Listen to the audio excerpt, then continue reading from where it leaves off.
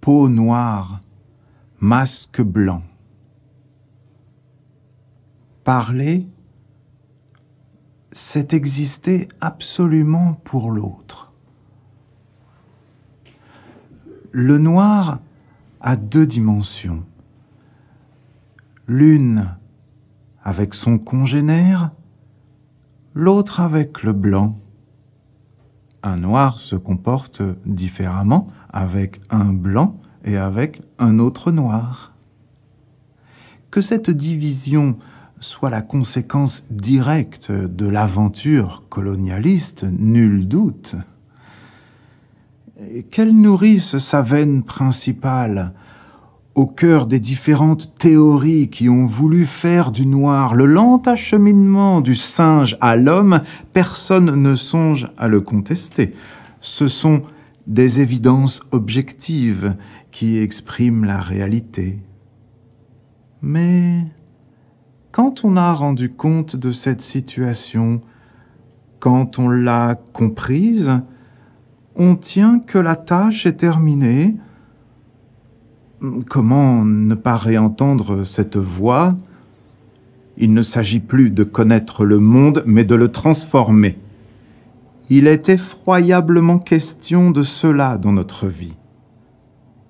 Parler, c'est être à même d'employer une certaine syntaxe, posséder la morphologie de telle ou telle langue, mais c'est surtout assumer une culture, supporter le poids d'une civilisation. Le noir antillais sera d'autant plus blanc, c'est-à-dire se rapprochera d'autant plus du véritable homme, qu'il aura fait sienne la langue française. Un homme qui possède le langage, possède par contre-coup le monde exprimé et impliqué par ce langage. On voit où nous voulons en venir. Il y a dans la possession du langage une extraordinaire puissance. Le langage, c'est le Dieu dans la chair égarée, écrivait Paul Valéry. Nous voudrions montrer pourquoi le noir antillais, quel qu'il soit, a toujours à se situer en face du langage. Et davantage, nous élargissons le secteur de notre description, et par-delà l'antillais, nous visons tout homme colonisé. Tout peuple colonisé, c'est-à-dire tout peuple au sein duquel a pris naissance un complexe d'infériorité du fait de la mise au tombeau de l'originalité culturelle locale. Tout peuple colonisé se situe vis-à-vis du langage de la nation civilisatrice, c'est-à-dire de la culture métropolitaine. Le colonisé se sera d'autant plus échappé de sa brousse qu'il aura fait sienne les valeurs culturelles de la métropole. Il sera d'autant plus blanc qu'il aura rejeté sa noirceur, sa brousse. Dans l'armée coloniale, et plus spécialement dans les régiments de tirailleurs sénégalais, les officiers indigènes sont avant tout des interprètes. Ils servent à transmettre à leurs congénères les ordres du maître et ils jouissent eux aussi d'une certaine honorabilité. Il y a la ville et il y a la campagne. Il y a la capitale et il y a la province. Apparemment, le problème est le même. Prenons un Lyonnais à Paris. Il vantera le calme de sa ville, la beauté enivrante des quais du Rhône, la splendeur des platanes et tant d'autres choses que chantent les gens qui n'ont rien à faire. Si vous le rencontrez à son retour de Paris, et surtout si vous ne connaissez pas la capitale, alors il ne tarira pas d'éloges. Paris, ville, lumière, la Seine, les guinguettes, connaître Paris et mourir.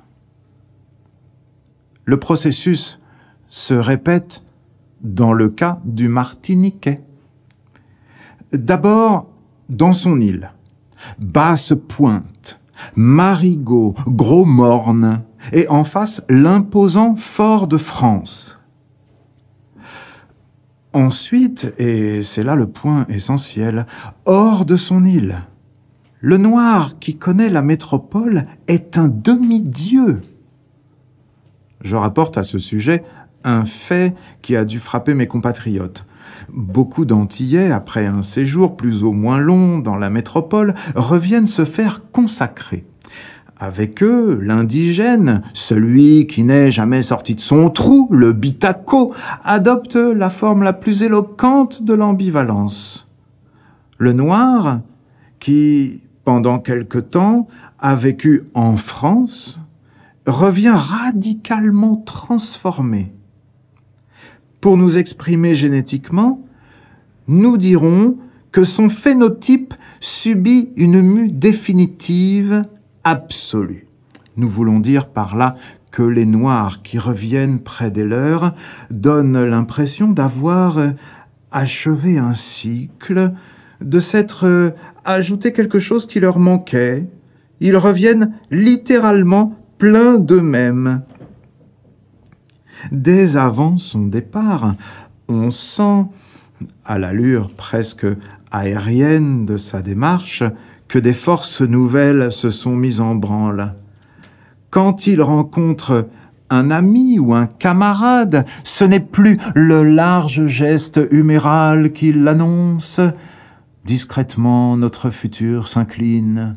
La voix, rauque d'habitude, laisse deviner un mouvement interne fait de bruissements.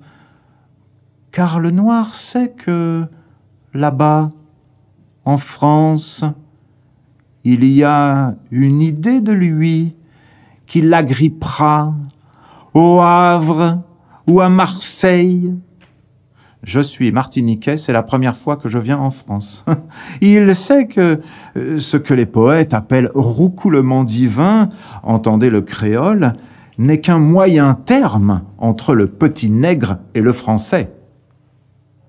La bourgeoisie aux Antilles n'emploie pas le créole, sauf dans ses rapports avec les domestiques. À l'école, le jeune martiniquais apprend à mépriser le patois. On parle de créolisme. Certaines familles interdisent l'usage du créole et les mamans traitent leurs enfants de tibande quand ils l'emploient.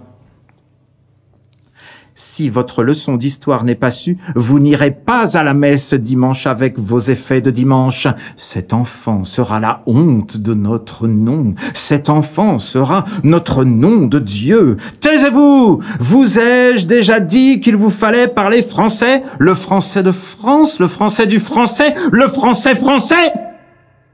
Oui, il faut que je me surveille dans mon élocution, car c'est un peu à travers elle qu'on me jugera. On dira de moi, avec beaucoup de mépris, « Il ne sait pas parler le français ». Dans un groupe de jeunes Antillais, celui qui s'exprime bien, qui possède la maîtrise de la langue, est excessivement craint. Il faut faire attention à lui, c'est un quasi-blanc. En France, on dit « parler comme un livre ». En Martinique, on dit « parler comme un blanc ».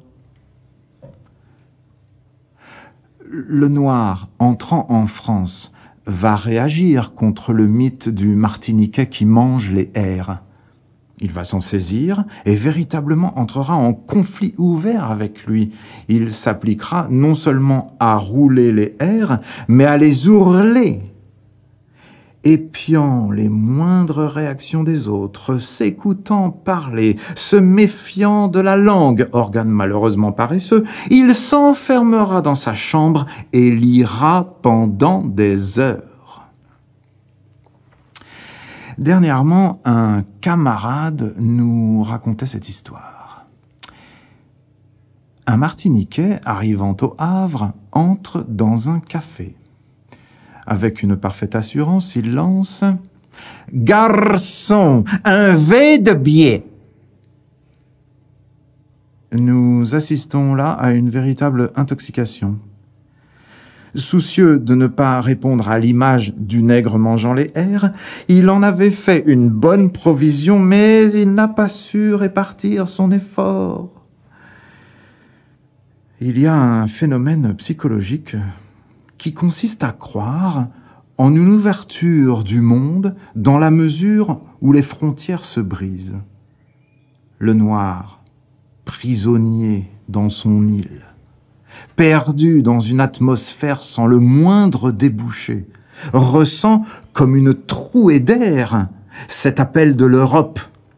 Parce que, il faut le dire, Césaire fut magnanime dans son cahier d'un retour au pays natal. Cette ville, fort de France, est véritablement plate, échouée, là-bas, au flanc de ce soleil, cette ville plate, étalée, trébuchée de son bon sens, inerte, essoufflée sous son fardeau géométrique de croix éternellement recommençante, indocile à son sort, muette, contrariée, de toute façon incapable de croître selon le suc de cette terre embarrassée, rognée, réduite en rupture de faune et de flore.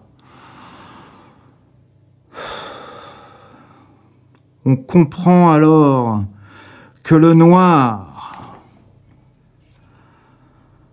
à l'annonce de son entrée en France, comme on dit de quelqu'un qui fait son entrée dans le monde, jubile et décide de changer.